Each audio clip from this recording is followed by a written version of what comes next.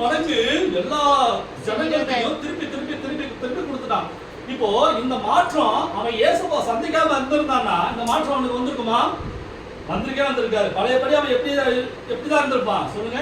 கெட்டவனா இருந்துட்டு இருப்பான், பாவத்திலே இருந்துட்டு இருப்பான், சாபத்திலே இருந்துட்டு இருப்பான். சரிங்களா? இயேசப்பா அவன் வீட்டுக்கு வந்ததுனால அந்த மாற்றம் அவனுக்குள்ள வந்துருச்சு. ஏன்னா இயேசப்பாவே அது எப்படிப்பட்டவரு சொல்லுங்க? ஒழுக்கத்தின் ஆண்டவர், ஒழுங்கின் ஆண்டவர். அவர் வந்தாக்க ஒரு மனுஷனுடைய இருதயம் எப்படி ஆயிடும் சொல்லுங்க? சுத்தமாயிரும். பாவியா இருந்தவனா எப்படி ஆயிடுவான் சொல்லுங்க? நீதிமானா ஆயிடுவான். Very good. அப்போ இயேசப்பா அந்த வீட்டுக்கு வந்ததுனால அந்த வீட்டுக்கு என்ன உண்டானது சொல்லுங்க? ரட்சிப்பு. இயேசப்பா அந்த வீட்டுல சொல்றாரு, இந்த வீட்டிற்கு ரட்சிப்பு வந்தது. சொல்லுங்க, இந்த வீட்டிற்கு ரட்சிப்பு வந்தது. பாவத்திலிருந்து விடுதலை கிடைத்தது, சாபத்திலிருந்து விடுதலை கிடைத்தது,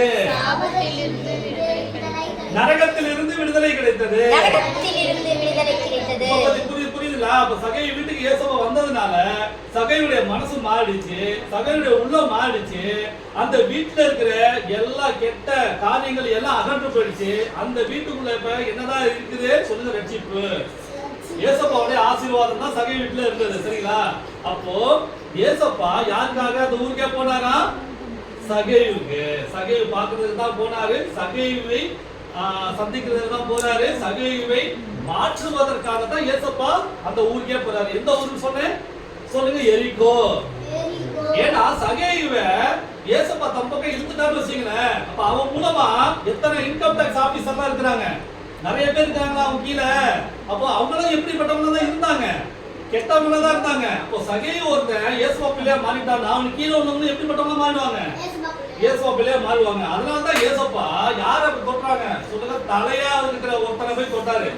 சரிங்களா? சகையை தொட்டாரு, சகையை ஆசீர்வதிச்சாரு. அப்போ சகையை இயேசுப்பா பிள்ளையா மாறிட்டான்.